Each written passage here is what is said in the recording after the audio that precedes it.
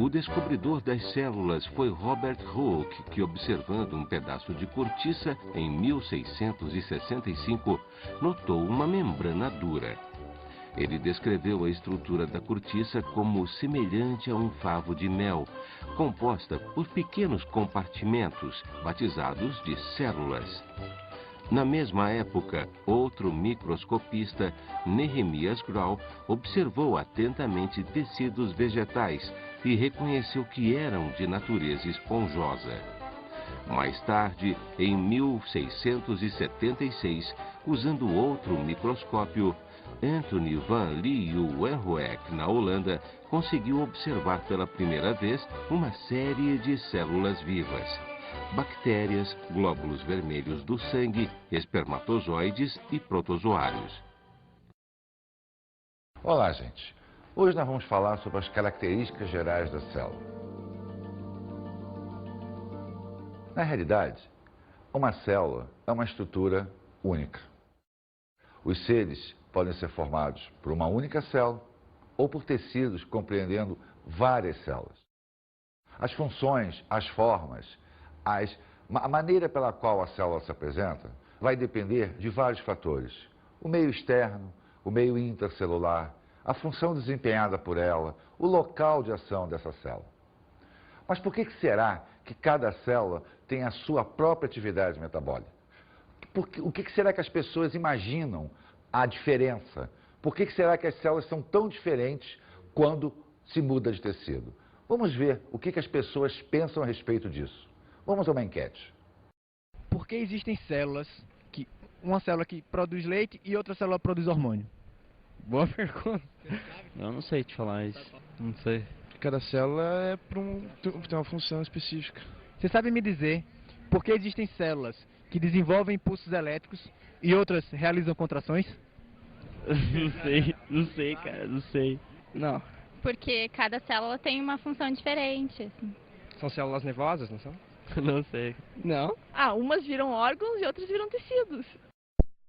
E aí, viram a variação de pensamento? Cada pessoa tem uma ideia, uns corretamente, outros não tão corretamente assim, mas todos têm uma ideia por que as células são diferentes. Vamos escutar agora um pequeno texto a respeito da teoria celular. Vamos lá. Afinal, ainda não se conhece vida sem células. As células são, em sua grande maioria, menores do que a capacidade de resolução do olho humano. Portanto, só podem ser observadas com o uso de microscópios. A unidade de medida mais comumente empregada para mensurar as células é o micron, que corresponde à milésima parte do milímetro. 1 milímetro divididos por 1000. A maior parte das células animais e vegetais oscila entre 10 e 50 microns. Viram? A partir desse pensamento foi elaborado a teoria celular. E a teoria celular diz que todos os seres vivos são formados a partir de células. Automaticamente, a célula passa a ser a unidade morfofisiológica do ser vivo. O que é isso? É a unidade que forma e faz funcionar um ser vivo. Mas existe uma exceção. Essa exceção são os vírus. Os vírus são considerados seres extra-reino, porque eles são seres acelulares. Eles não apresentam a constituição característica de uma célula. Ele é formado apenas por uma partícula de ácido nucleico e uma cápsula de proteína. Inclusive, alguns cientistas até discutem se vírus é um ser vivo ou não. Mas isso é uma outra história. Bem, vamos falar da nossa célula. A célula, então, é a unidade morfofisiológica do ser vivo e ela tem características próprias.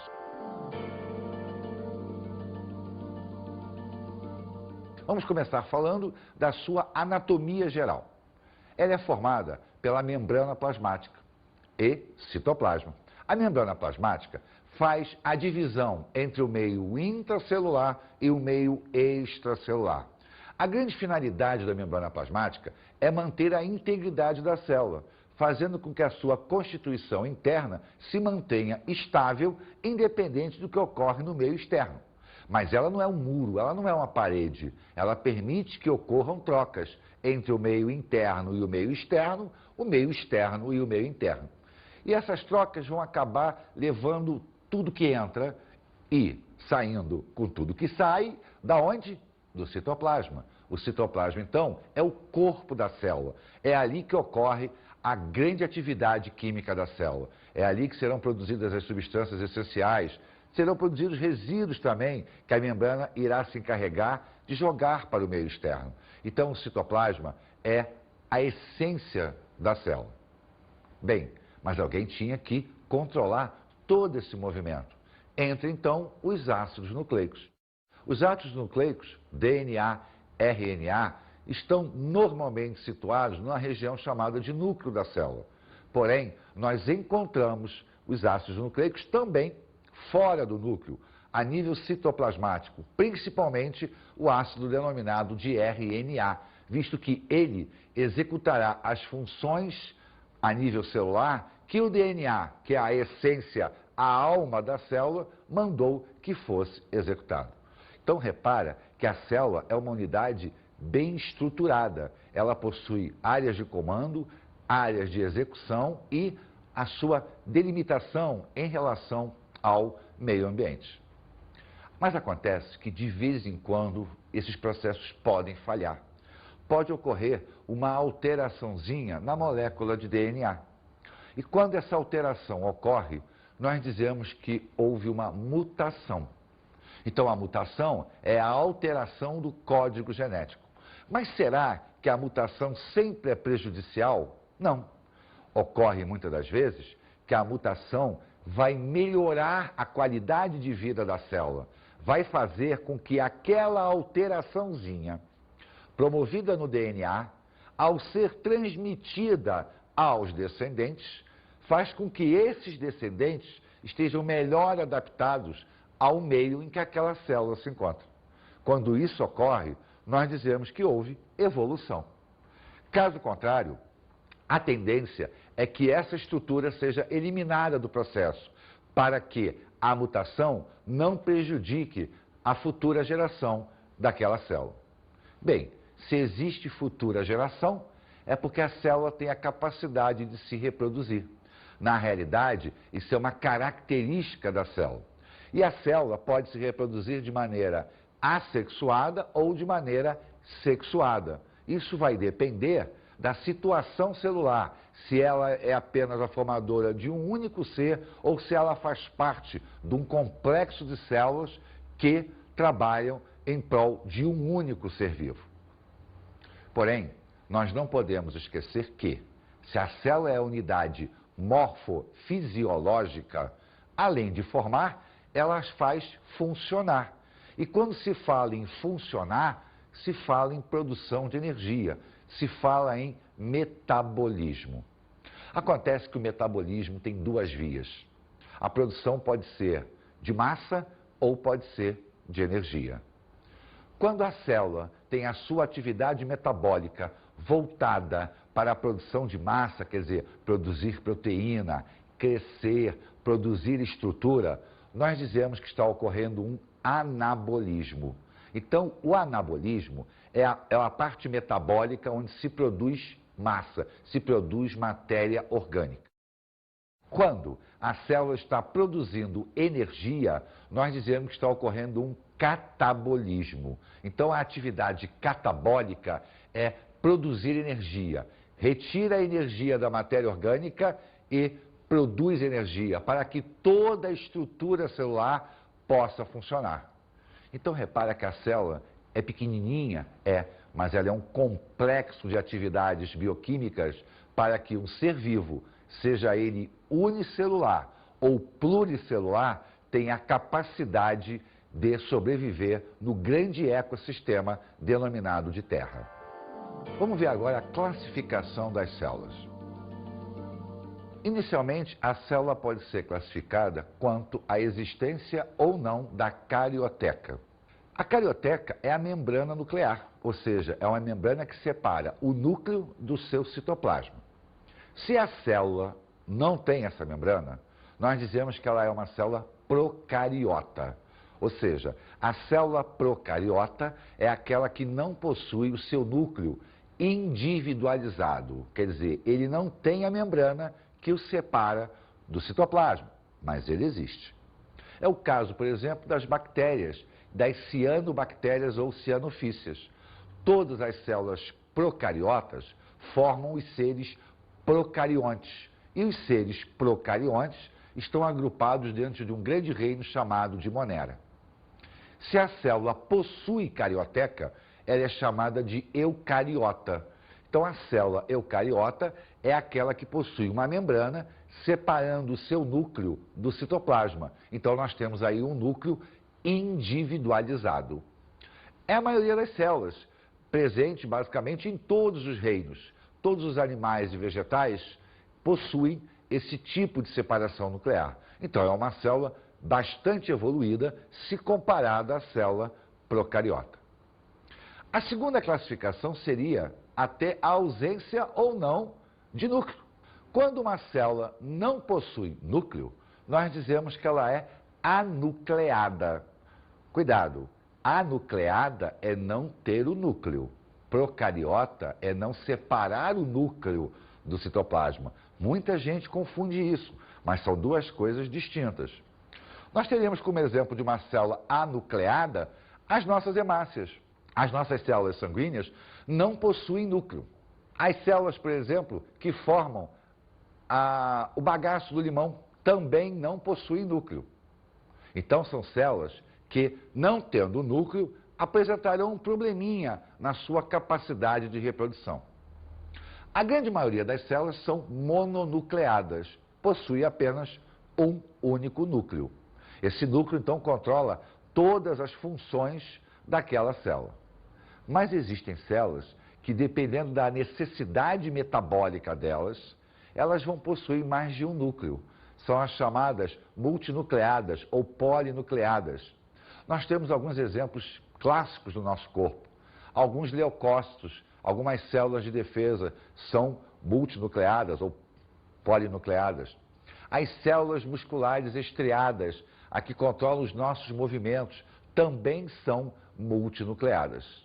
Então, nós vimos a classificação pela quantidade de núcleo, vimos a célula ter ou não ter núcleo, e a outra classificação é a morfologia, ou seja, a forma da célula. A célula pode apresentar formas geométricas, formas lineares. Essas formas lineares têm uma grande finalidade. A maioria dessas células tem a capacidade de revestir, tem a propriedade de proteger uma parte do nosso organismo.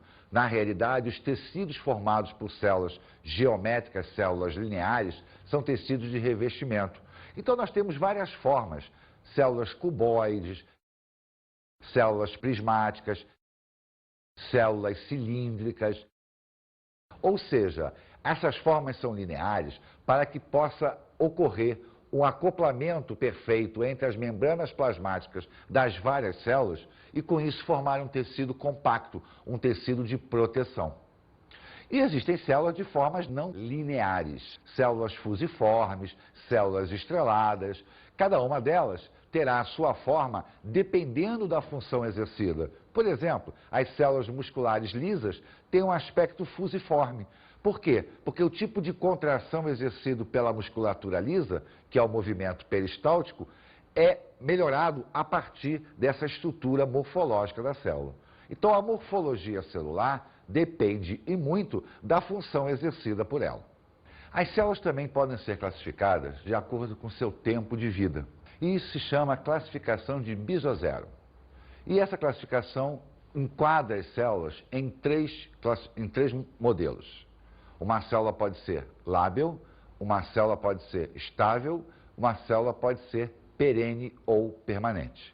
Uma célula é dita lábil quando o tempo de vida dela é curto e ela não tem a capacidade de se reproduzir.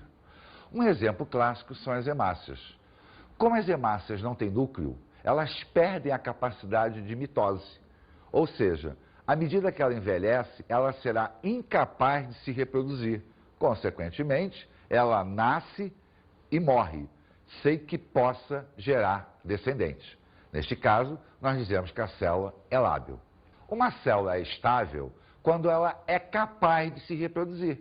Ou seja, ela vai nascer, vai se desenvolver e, num momento determinado da sua vida, ela entra em processo divisional, ela se reproduz. Com isso, os tecidos são constantemente renováveis. Grande parte das nossas células fazem isso. Por exemplo, as células do tecido conjuntivo, que estão constantemente sendo trocadas, substituídas. Essa capacidade mitótica dela confere à célula a classificação de estável. Mas existem algumas que, após a sua diferenciação a nível embrionário, perdem a capacidade de se reproduzir. Não porque não têm um núcleo, mas sim porque o grau de especialização delas é tão alto que alguma coisa teria que ser deixada de lado, e foi justamente a capacidade divisional. São os neurônios, por exemplo, as células nervosas e as células musculares estriadas cardíacas. O grau de especialização, tanto de uma célula cardíaca quanto de um neurônio, é tão alto que ele perdeu a capacidade de multiplicação. Então, uma vez destruída, não há como ser reposta. Nós podemos classificar também a célula quanto ao volume. Só que quanto ao volume, existem duas leis que regem esse raciocínio quanto ao tamanho da célula. Vamos escutar um pequeno trecho a partir da lei de Spencer. Para uma melhor compreensão dessa relação, vamos observar a lei de Spencer, segundo a qual a superfície celular varia com o quadrado da dimensão linear e o volume com o cubo da mesma dimensão.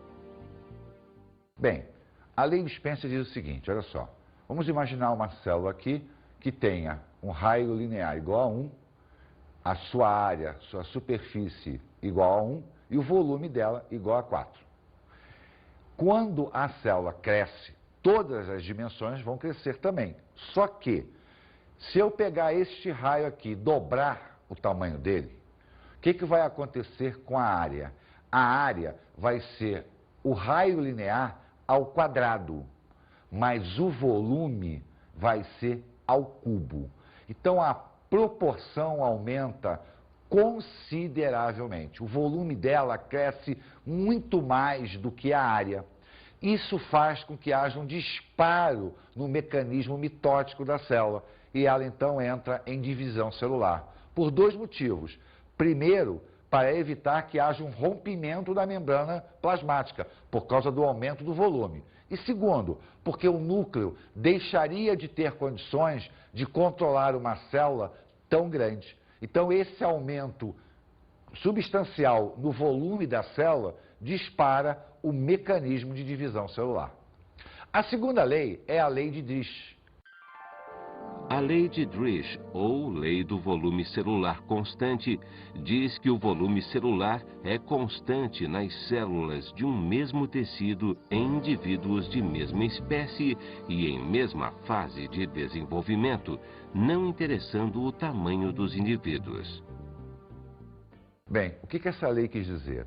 Ela quis dizer que o volume da célula é constante, dependendo, obviamente, de cada tecido e para o mesmo indivíduo.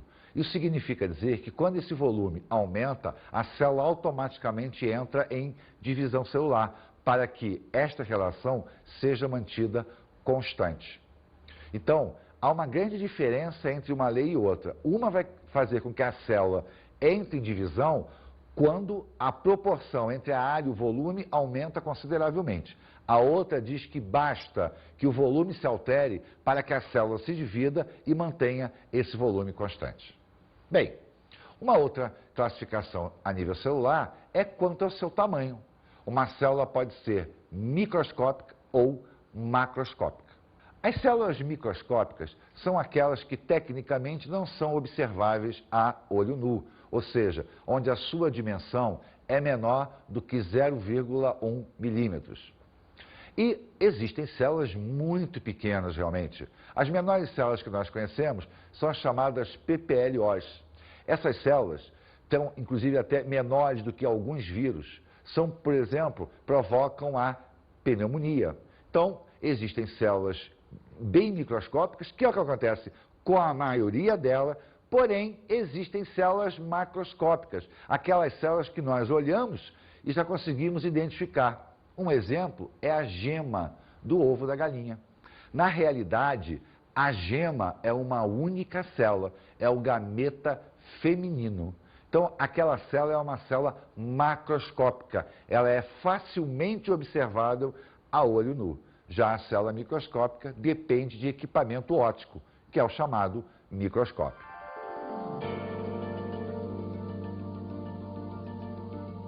A célula, quanto à sua estrutura celular, ela é dividida em dois grandes blocos.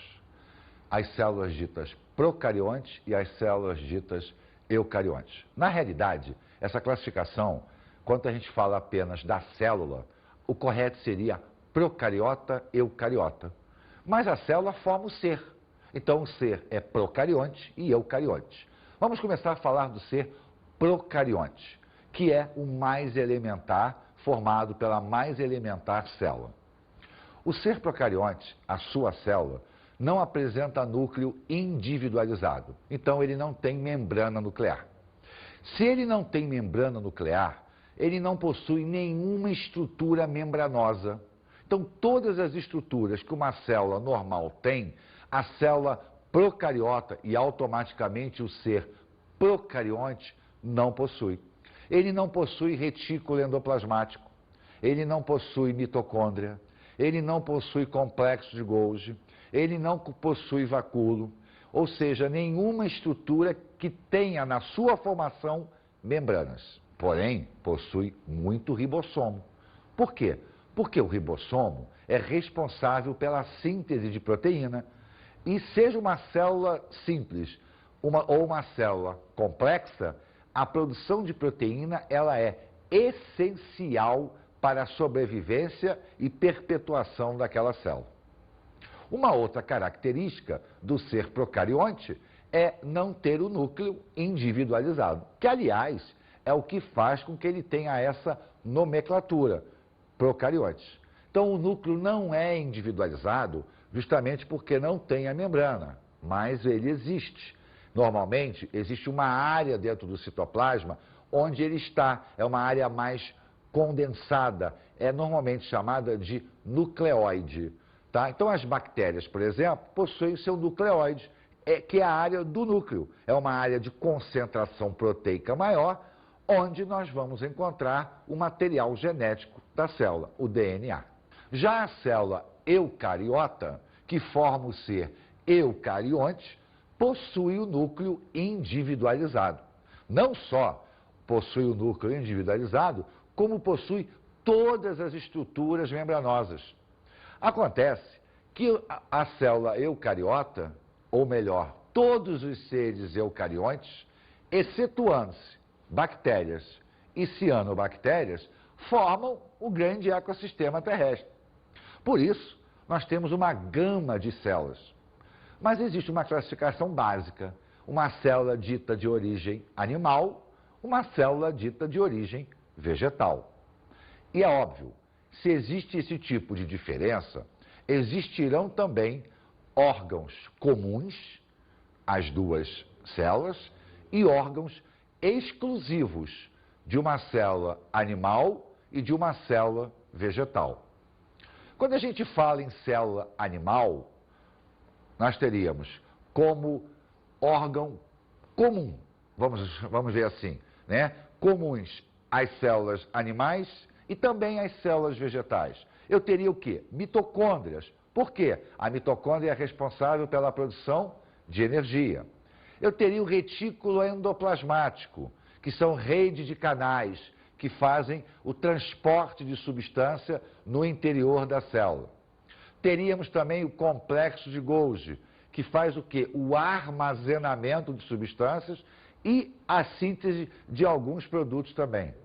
Teríamos ribossomos, que são responsáveis pela síntese de proteína. Então, olha só, mitocôndria, retículo endoplasmático, complexo de Golgi, ribossomo, independe da célula ser animal ou a célula ser vegetal. Ele vai existir.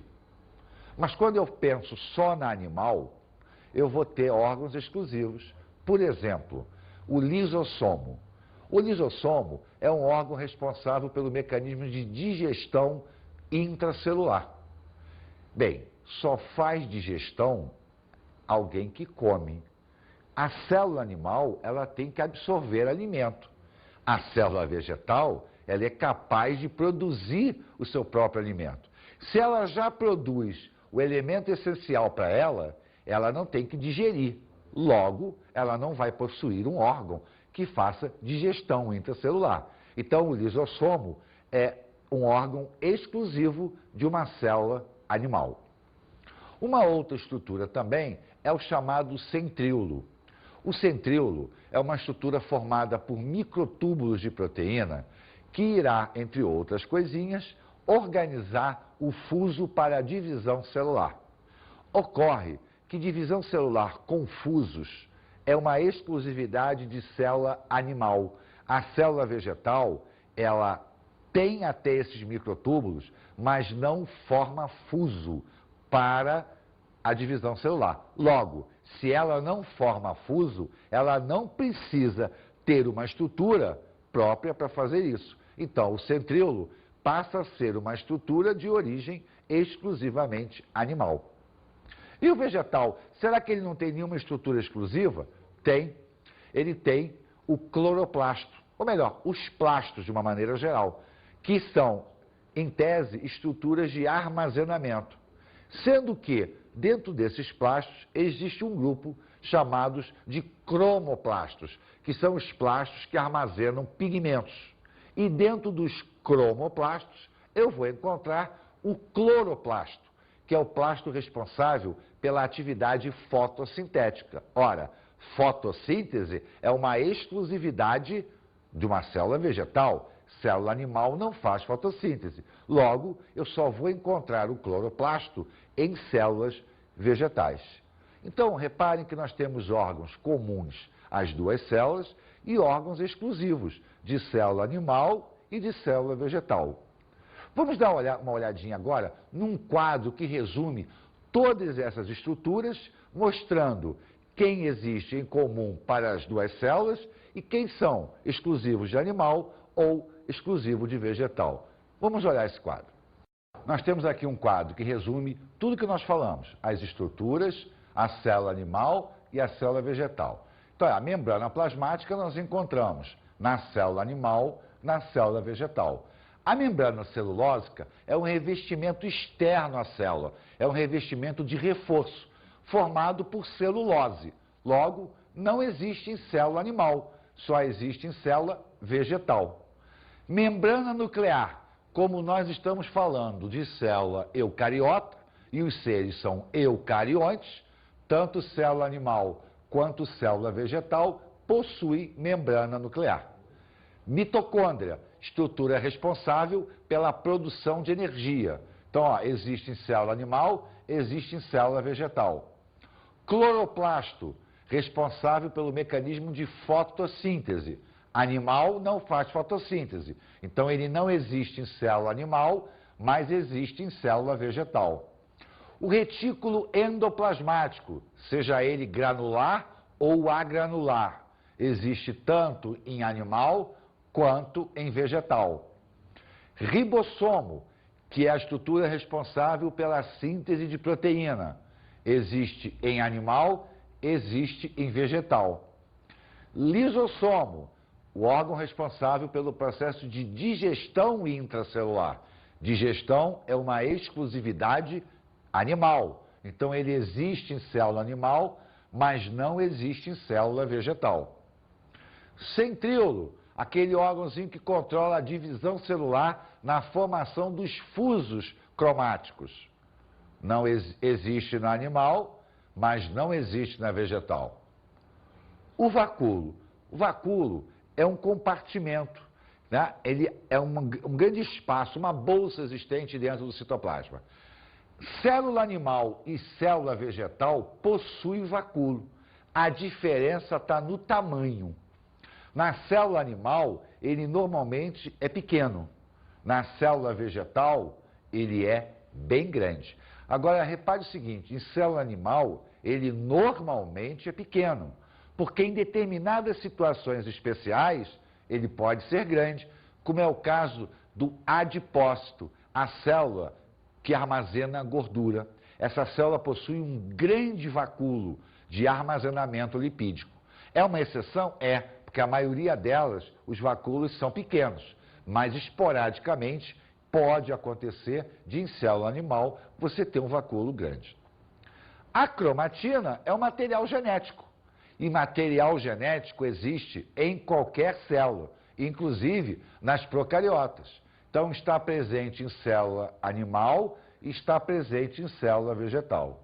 Então você observa que a grande maioria dos órgãos citoplasmáticos, dos órgãos celulares, são comuns às duas células.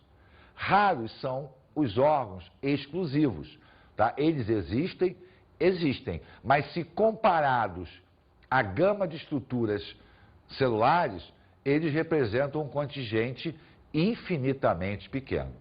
Vamos agora às nossas dicas de estudo.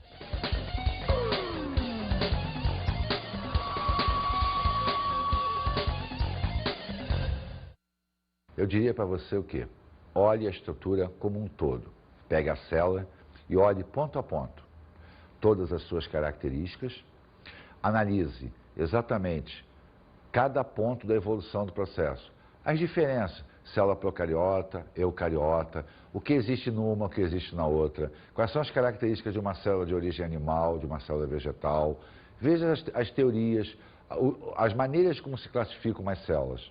Estude característica geral da célula como uma sequência lógica e não com tópicos isolados, para que você possa entender como o organismo pluricelular pode desempenhar as funções que ele desempenha.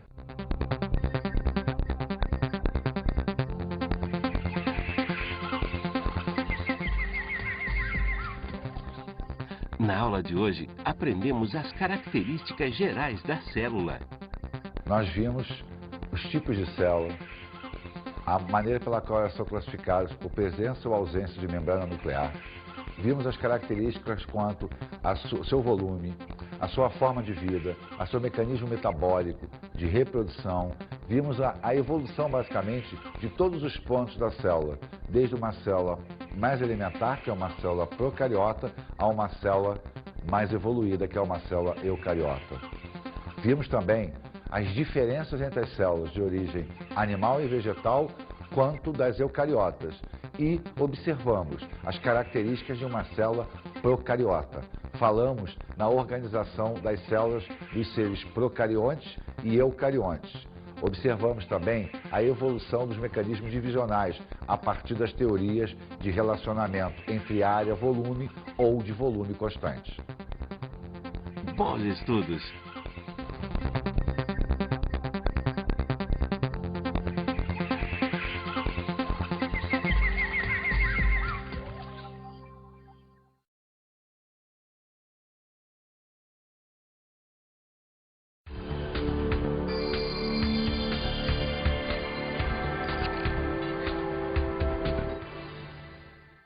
Eu diria para você que é uma características gerais da célula, normalmente encarado pelo aluno como uma matéria muito chata. Por quê? São conceitos, são colocações. Então, tentamos sempre tornar a aula mais dinâmica, trazendo exemplos, né, de células microscópicas, macroscópicas. Se a escola tiver um laboratório, fica legal mostrar. Fazer esquemas a nível do processo de divisão celular por relação área-volume. Mostrar sempre tentando levar para a parte prática as diferenças e todo o mecanismo de caracterização de uma célula. Eu acho que dessa maneira torna a aula mais interessante e menos, digamos assim, sacal. Por quê? Porque é uma aula de conceitos. E normalmente o aluno, em aulas de conceitos, ele não presta a atenção que deveria. Nós sabemos disso. Então, trazer esta aula para o lado prático, com certeza, tornará a aula muito mais interessante.